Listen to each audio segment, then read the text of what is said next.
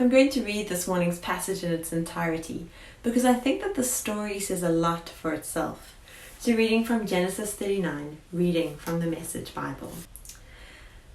After Joseph had been taken to Egypt by the Ishmaelites, Potiphar, an Egyptian, one of Pharaoh's officials and the manager of his household, bought him from them. As it turned out, God was with Joseph and things went very well for him. He ended up living in the home of his Egyptian master. His master recognized that God was with him, saw that God was working for good in everything he did. He became very fond of Joseph and made him his personal aide.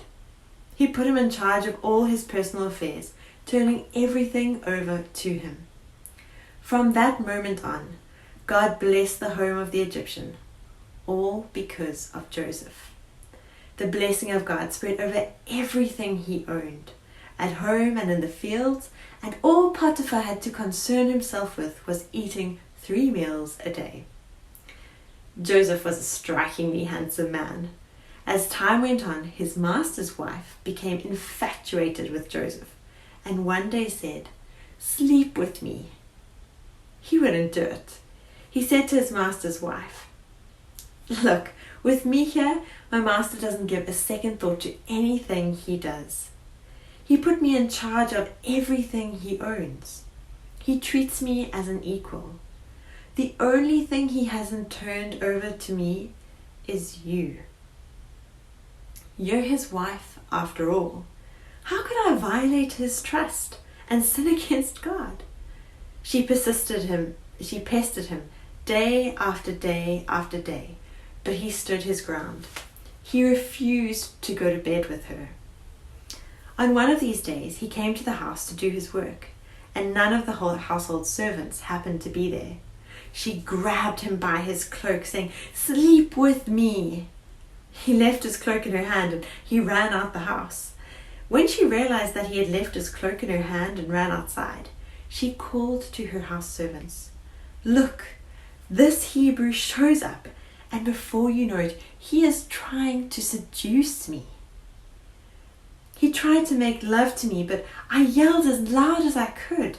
With all my yelling and screaming, he left his coat beside me here and ran outside."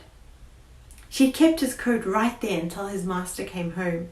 She told him the same story. She said, "That Hebrew slave, the one you brought to us, came after me and tried to use me as his plaything.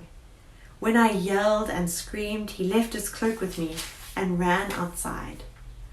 When his master heard his wife's story, telling him, "These are the things your slave did to me," he was furious. Joseph's master took him and threw him into jail, where the king's prisoners were locked up. This is the word of the Lord. Thanks be to God. Have you ever felt like it's just one bad thing after the next that happens in your life? It's like just as you come up for air, the next wave of exams or family drama or something comes and just knocks you down. It must have felt like that for Joseph.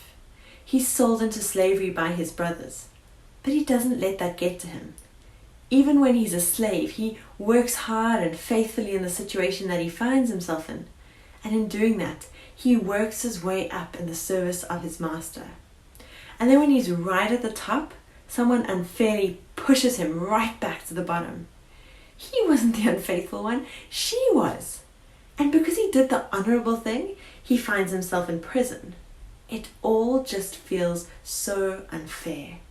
If that had happened to me, I might have just given up. I would have been so over it.